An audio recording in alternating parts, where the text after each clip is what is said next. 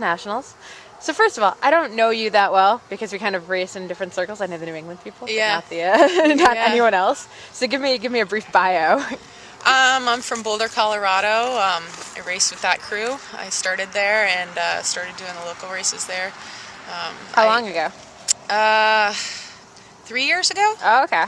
3 years ago, I think. And I used to be a professional downhill and dual slalom racer back in the late 90s, early 2000s. So, yeah, I raced back then and had a career, and then stopped for I think 8 years. Had a couple of kids.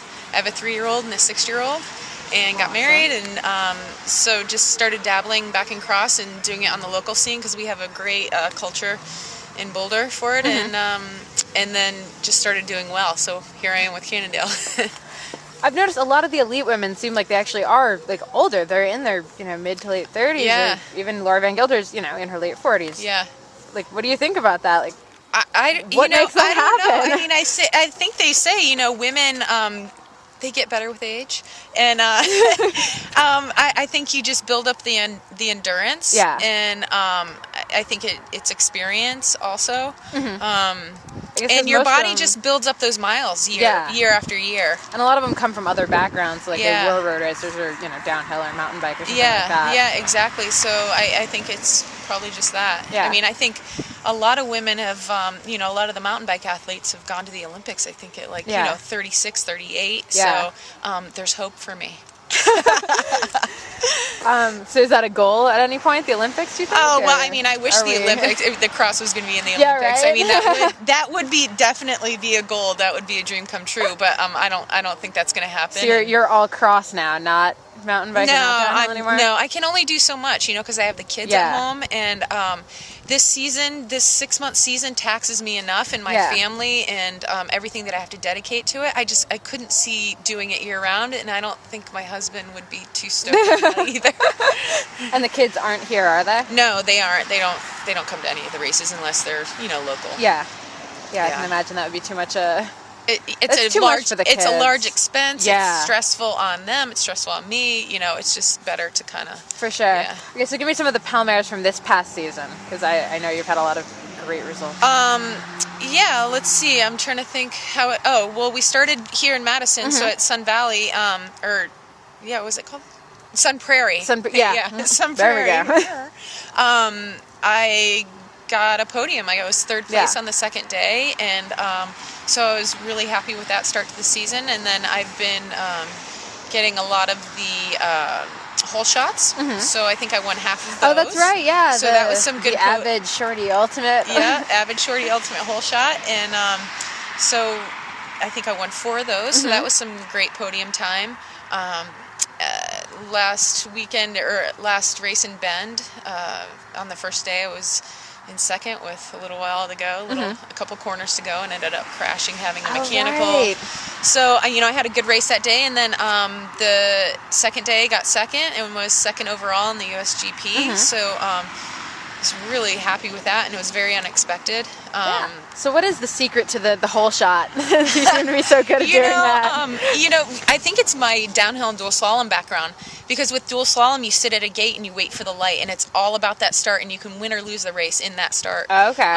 So I'm used to reacting really quick to that start, and I'm more of a sprinter anyway. Yeah. I don't necessarily take a lot of time to warm up.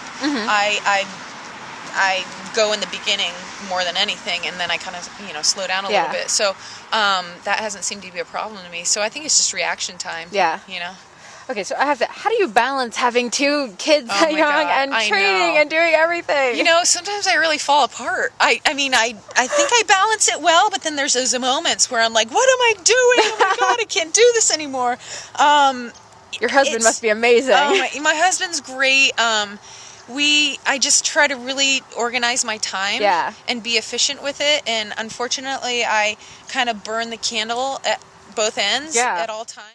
As long as it has that been so tough that's been hard, because usually my body's ready to quit in the beginning of December, and then I have the kids and I have Christmas, and I just kind of want to relax into the holidays. Oh my gosh, how did you handle Christmas? I'm done, and Yeah, it's hard. I'm not gonna lie. Yeah. It's really hard. And this month has been a challenge to try to stay fit and motivated. Yeah, definitely. And I live in Boulder, so I've been riding in this. We got 1.5 feet of snow before Christmas. Oh no. So that was gnarly training. I was training at the Boulder Indoor Cycling Center, which we have a track. Yeah. Thank God.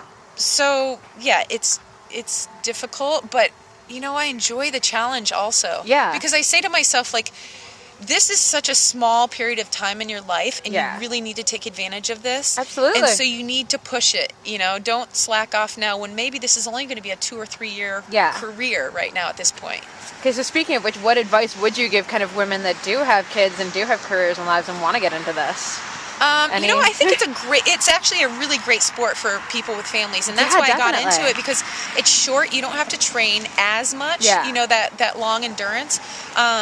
And you can bring your family out to the races, and it's a great family atmosphere. And if you can swap between yourself and your husband, or vice versa, I think it's great because they stagger the races like that.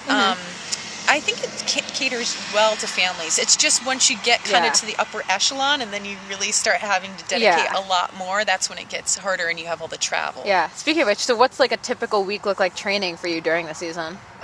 So my daughter goes to school on Monday, Wednesday, Friday. So those are the days that I get to ride outside, and my son goes to school every day because he's in kindergarten. Okay.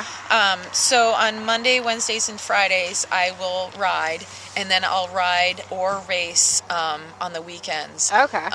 So typically, if I'm traveling a lot, I'll race on the weekends. I'll come home on Monday and won't get to ride because I'll get home late usually. So I won't ride until Wednesday. Oh, okay. And then Thursday I'll have off, and then I get ready to travel again. So while I'm racing, it's really difficult to train. So if I have a couple weeks off, it's really nice because then I can get some good mileage in. Yeah. And I get a lot of support from my husband, and he has to pick up the slack a lot of times. So I definitely owe him big when I'm done with this. So what about core training or yoga or anything like that? I don't do any of that, but in the off season I do stand-up paddleboard racing. Oh, okay. I race downriver, and then I also race on flat water. So that's a lot of core strength. Okay. And so I get a lot of core strength in the summer from that. And then I just try to do some maintenance in the gym. And I have a lot of issues, ailments from all my downhill racing. I broke my neck, my pelvis. Oh my I blew out my gosh. knee a couple times. So for me, what it is it's maintaining all my injuries, keeping my body really solid. And I've struggled a little bit with that this year, which can be disheartening. But that's my main focus, is just kind of keeping everything running in line. Gotcha. So what are your goals for tomorrow, since Nationals is almost upon us? I know, right? Top 3 is my goal, and I don't think I'll be happy with anything else. Who do you think are kind of the women that you're going to be trying to stay up with and watch? Well, it's Katie Compton. Okay, the obvious, yeah. It's Katie Compton, and then this is a course that caters to a power rider, and I think that's Meredith Miller. And so I definitely got my eye on her. Teal Stetson Lee has been riding amazingly well. Yeah. So she'll probably be right up there. And then Katie Antonoff, I was just going to say, if you saw her today. My teammate is unbelievable right now. I mean, she's the future of our sport. She's it. She is Katie. She's the next Katie. You know what I mean? So the next Katie before Katie's done being Katie. So those are the riders that I'm looking at. And then what about after Nationals? What happens then? My teammates are going to go over to Europe right away, and then I will wait because of the family. I can't be over there that long, so I'll go and do Hoogerheide, which is the last World Cup, and then I'll do the World Championships. So I'll be gone, I don't know, I think 11 days or something like that. 11 days for a World Cup and a World Championship. Yeah. That's not too bad. No. And then my husband's going to be so relieved. And then I owe him some ski trips or something, I don't know, after that. That's awesome. I can't believe you managed to do all of that and have 2 kids. Yeah, and then I work during the week. So what do you do? I'm a hairstylist. Really? Yeah, I didn't know that. I have a studio in my basement. And so on the Monday, Wednesday, and Fridays, I usually ride in the morning and then come home and I work in the afternoon, and then I have the kids in late afternoon. So that's kind of how my day goes. Yeah. So from hairstylist to cycling. Yeah. So then wait, how do you handle having your hair just in pigtails all the time? I know, right? I'm kind of a low maintenance hair person, actually. So. Okay. Yeah. Any advice for just women in the sport, or like where you see women's cyclocross going in the future? You know, it's just something I've been asking. Yeah, it's pretty exciting. I've seen a lot of growth just in the few years that I've been in it. So that's exciting if that continues on an exponential level. Yeah, for sure. And there seems to be a lot of support right now, a lot of groups, a lot of talk about, you know, USGP for them to up and equal prize money is huge, and that helps me. I mean, if I can come home with some money, you know, we're stoked. My husband's happy. It pays for babysitters, and you know what? We work just as hard as the guys. Oh, totally. You know? So and pay just as money for money for everything else. Yeah, exactly. And it's really exciting right now. I see a lot of young women, a lot of juniors coming into the sport. There's a lot of media coverage around it. It's really spectator friendly.